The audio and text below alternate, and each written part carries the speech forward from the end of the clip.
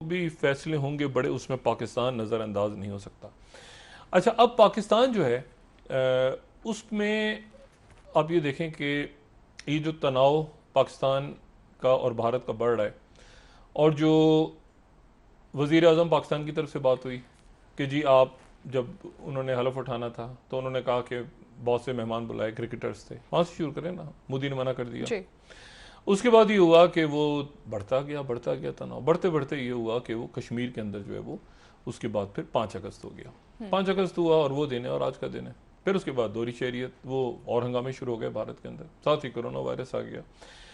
फिर उसके बाद जो 2-4 दिन हफ्ते में पिछले हुआ वो हम कल डिस्कस कर चुके हैं। लेकिन असल जो बात है वो ये है कि एक नई चीज़ कल सामने आई, और सामने मैंने आपसे कहा ना कि भारत छेड़खानी चाहेगा, वो छेड़खानी करना चाहे, कोई रीजन ढूंढेगा इस वक्त।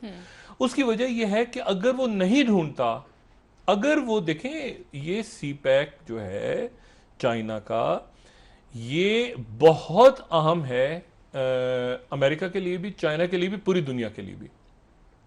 कल भारत ने क्या किया जनाब, उनका जो महकमा मौसमियात है जो दिल्ली में बैठा है, छोटी छोटी चालाकियां, छोटी छोटी ये तो हम भी कर सकते हैं बैठ के, मेरा ख्याल से कर लेना चाहिए हमें। उनके महकमे मौसमियात ने जो मौसम दिखाया है भारत का, तो उसमें उन्होंने गिलगित बल्तिस्तान का मौसम भी बता दिया है। उनके जो टीवी स्टेशन हैं उन पर गिलगित बल्तिस्तान, मीरपुर, मुजफ्फराबाद, यानी आज़ाद कश्मीर और हमारे पास जो इलाके हैं, पहली दफ़ा उनका मौसम का हाल बता रहे हैं वहां पर बैठ के। अच्छा जी, और ये इसको अजीत डोभाल वहां पे बराह रास्त ये उनके अहकाम से हुआ है। यानी कोई मसला, ये क्या मसला है, हम यहाँ बैठ के नई दिल्ली का और श्रीनगर का और कलकत्ता का दर्जा हरारत बताना शुरू कर दें, क्या इससे क्या मसला है? हम तो बल्कि पूरी दुनिया की बताते हैं, ग्लोबल। तो उन्होंने उसको भारत में ऐड कर लिया है, भारत का मौसमी हाल सुनाते हैं आपको, आजाद कश्मीर के इलाके, छोटी छोटी चालाकियां। अब मसला ये है, तो ये तनाव इंडिया बढ़ाना चाहेगा। अच्छा, इसमें अब दो बातें, इसमें 2-3 बातें इंपॉर्टेंट। पहली जी। बात तो ये है कि ये मैं क्यों कह रहा हूं कि चाइना के लिए इस वक्त जो है, चाइना और अमेरिका जहां पे पहुंच गए हैं वहां से पीछे नहीं हट सकते। चाइना नहीं हट सकता पीछे। 1919 में, ठीक। यानी आप इस तरह समझें कि जब इनकलाब आया है रूस में पिछली सदी में, तो 1919 में 1917 में इनकलाब आ गया, जार वगैरह चले गए वहां से रूस को, और लेनिन आ गए, व्लादिमीर लेनिन। लेनिन आए और लेनिन ने आके वहां पे मार्क्सिज्म को स्टार्ट किया। अब दुनिया तब्दील हो गई ना, मतलब सोशलिज्म, मार्क्सिज्म, ये लेफ्ट, पूरा एक नया ऑर्डर आया दुनिया में। और उसके बाद ये हुआ 1917 में वो आया, इनकलाब आ गया रूस का। और उसके कोई आप समझें कि 2 साल के बाद वहाँ 1919 में एक मई 1919 की एक मूवमेंट थोड़ी छोटी सी शुरू हुई, लेकिन उसको बाकायदा जो शक्ल दी वो 1921 में दी गई, जुलाई ठीक। 1921 में। हालांकि उसको हम अक्टूबर रेवोल्यूशन या उसको जो भी नाम देते हैं, लेकिन यह है कि वो 1921 में ये हुआ कि वहाँ पर चाइना में उस इनकलाब का असर चाइना में आ गया। चाइना में उस वक्त सही। केएमटी की हुकूमत थी, नेशनलिस्ट पार्टी, ठीक है, उनकी हुकूमत थी। और ये जो चीन है, ये चीन तो पीपल्स रिपब्लिक ऑफ चाइना है ना, उस वक्त रिपब्लिक ऑफ चाइना था, ठीक। उस वक्त इसका नाम रिपब्लिक ऑफ चाइना था। तो ये जो मुल्क है, यहां पर 1921 में कम्युनिस्ट पार्टी की बुनियाद डाली।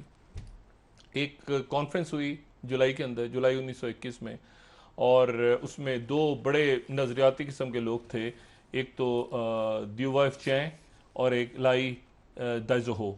ये लोग बैठे और इनके साथ इनके कुछ 40-50 दोस्त थे। इन्होंने एक मीटिंग की और कम्युनिस्ट पार्टी ने जन्म ले लिया जुलाई 1921 में। ठीक। उसके बाद ये हुआ कि वहाँ पे केएमटी के सदर, जो केएमटी का चेयरमैन था, उसकी डेथ हो गई। और उसके बाद जनाब ये कम्युनिस्ट पार्टी गुरीले इधर उधर 1900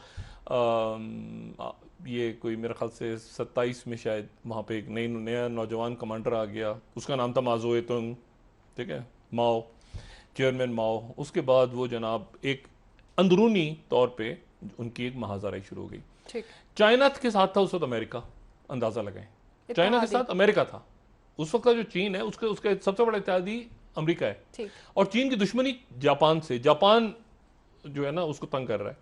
खैर वो चलता गया, ये कम्युनिस्ट मूवमेंट अंदर चलती रही, फिर ये लॉन्ग मार्च हो रहे हैं, छापा मार कार्रवाइयाँ हो रही हैं, चलते गए जंग अजीम आ गई, दूसरी जंग अजीम आई तो जापान ने हमला कर, चाइना के साथ अटैक हो गया, चाइना का इत्तेहादी था अमेरिका, फटे वटे चलते रहे, सब कुछ होता रहा, ये वो दांगे में आ गया पीछे। खैर वो ख़त्म हुई, जंग अजीम जैसे ख़त्म हुई तो इस दौरान उसके फ़ौरन बाद कम्युनिस्ट पार्टी को संभाल लिया चेयरमैन माओ ने, और जबरदस्त करके रख दिया केएमटी को, जो वहाँ पे अमेरिकन इत्तेहादी हुकूमत मौजूद थी, रिपब्लिक ऑफ चाइना की।